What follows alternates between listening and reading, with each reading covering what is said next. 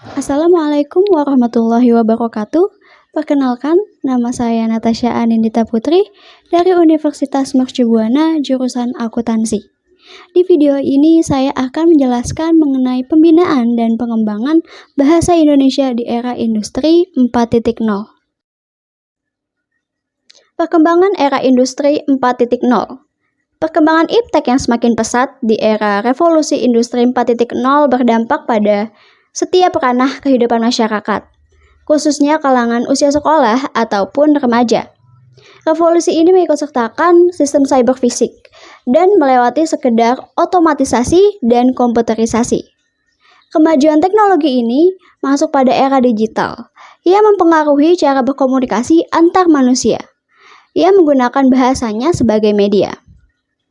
Era industri 4.0 merupakan suatu revolusi yang berbeda dengan era-era sebelumnya, karena era ini mempunyai ruang lingkup, skala, dan kompleks secara luas, yang mana menyokong otomatisasi dalam seluruh proses aktivitas kehidupannya. Teknologi yang semakin canggih memberi hubungan atau keterkaitan kepada banyaknya manusia di dunia ini, dan menjadi wadah atau tempat dalam memudahkan melakukan segala sesuatunya. Adanya iptek yang semakin berkembang pesat menciptakan penurunan pada penggunaan bahasa Indonesia secara benar, yang biasanya kesalahan ini dilakukan oleh antar manusia atau kalangan generasi muda seperti kita. Masuknya era revolusi industri 4.0 saat ini menjadi tantangan baru bagi para guru, terutama guru bahasa Indonesia, dalam melahirkan inovasi ketika memasuki pelajaran bahasa Indonesia. Dalam kegiatan belajar mengajar, guru bahasa Indonesia harus menjelaskan dan menerapkan pembinaan dan pengembangan bahasa Indonesia agar sesuai dengan kaidah kebahasaan. Ya, selanjutnya saya akan menjelaskan mengenai pengertian pembinaan dan pengembangan. Pembinaan dan pengembangan memiliki keterkaitan dengan masalah kebahasaan di Indonesia, yaitu berbagai upaya yang bertujuan dalam hal memelihara dan mengembangkan bahasa Indonesia, bahasa daerah, dan pengajaran asing, agar mampu mencapai kedudukan dan fungsinya. Pengertian dari pembinaan ini merupakan suatu upaya untuk melakukan peningkatan mutu atau kualitas penggunaan bahasa. Berbagai usaha yang dijalankan dalam pembinaan diantaranya upaya peningkatan pengetahuan, sikap, dan implementasi keterampilan berbahasa dengan melalui pengajaran hingga pemasyarakatan. Sedangkan pengembangan memiliki pengertian, yaitu suatu upaya untuk melakukan peningkatan mutu atau kualitas dari bahasa Indonesia sehingga bahasa dapat atau mampu dalam berbagai kebutuhan di kehidupan masyarakat modern. Berbagai usaha mencakup upaya peningkatan kelengkapan dan sarana kebahasaan yang biasanya dilakukan dengan melalui penelitian, pembukuan, dan pemeliharaan. Jadi, terdapat dua hal nih yang menjadi pembeda di antara usaha pembinaan bahasa dan usaha pengembangan bahasa. Kedua sasaran tersebut dibedakan berdasarkan ketentuan, yaitu jika kegiatan pembinaan bahasa sasarannya orang atau masyarakat penggunaan bahasa tersebut, sedangkan jika kegiatan pengembangan berdasarkan bahasa itu sendiri. Baik, selanjutnya saya akan menjelaskan tujuan pembinaan dan pengembangan bahasa Indonesia. Tujuan pembinaan bahasa Indonesia. Yang pertama ada penumbuhan sikap positif. Sikap bahasa yaitu salah satu sikap dari sikap yang mungkin ada, yang harus dipersiapkan dan terbentuk dengan pengalaman yang memberikan pengaruh secara dinamis. Seperti apabila seseorang sudah berhasil menumbuhkan sikap positifnya atas bahasa Indonesia kepada masyarakat, hal inilah yang menandai seseorang sudah berhasil dalam melaksanakan pembinaan bahasa Indonesia terhadap masyarakat yang dihadapinya. Yang kedua, peningkatan kegairahan bahasa Indonesia dengan mengukur seseorang seberapa taatkah ia menggunakan bahasa Indonesia. Seperti seseorang disebut bergairah menggunakan bahasa Indonesia jika seseorang itu berbicara dalam bahasa Indonesia di pertemuan resmi atau formal, di dalam pendidikan, pertemuan yang sifatnya negara, dan lainnya. Selain itu juga, seseorang dapat dikatakan bergairah menggunakan bahasa Indonesia dengan ia menghindari akan penggunaan bahasa asing. Dan yang terakhir, yaitu ada peningkatan mutu penggunaan bahasa Indonesia.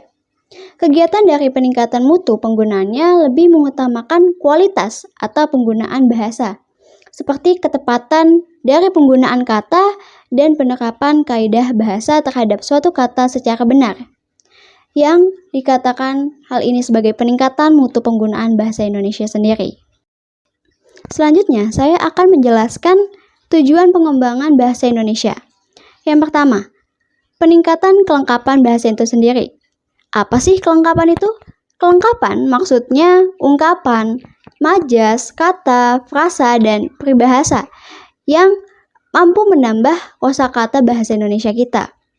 Hal ini sangat dibutuhkan atas bahasa yang berkembang dan hidup seperti bahasa Indonesia. Yang terakhir yaitu ada pemenuhan syarat sebagai bahasa kebudayaan, teknologi, dan kebudayaan terhadap dasar pembakuan atau standarisasi bahasa.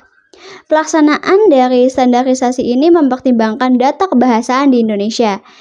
Biasanya dilakukan melalui evaluasi dan seleksi. Hasil akhirnya, atas kegiatan pengembangan bahasa Indonesia ini merupakan kebakuan terhadap bahasanya. Selanjutnya saya akan menjelaskan manfaat mengenai pembinaan dan pengembangan bahasa Indonesia.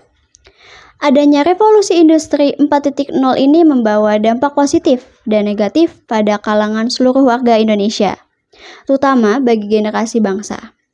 Manfaat positif yang dapat dirasakan kita yaitu kegiatan belajar mengajar saat pandemi, yang mana terjadi peningkatan intensitas media sosial yang digunakan. Seperti pesatnya teknologi ini, para guru dapat memanfaatkan atau merasakan peningkatan terhadap sosial media sebagai sumber media pembelajarannya.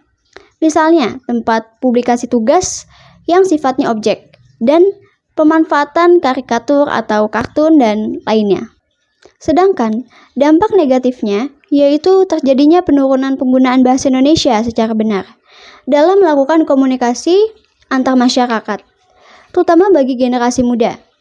Penurunan kemampuan bahasa Indonesia yang baik sebab tayangan di televisi dan internet yang biasanya mencampur adukan bahasa Indonesia dengan bahasa gaul atau bahasa asing yang biasanya dikatakan oleh kalangan figur publik. Dan contoh lainnya yaitu ketika seseorang lagi berusaha mencuri perhatian publik, mereka berusaha untuk menyimpangkan kaidah-kaidah kebahasaan yang baik dan benar. Upaya penguatan atas pembinaan dan pengembangan bahasa Indonesia.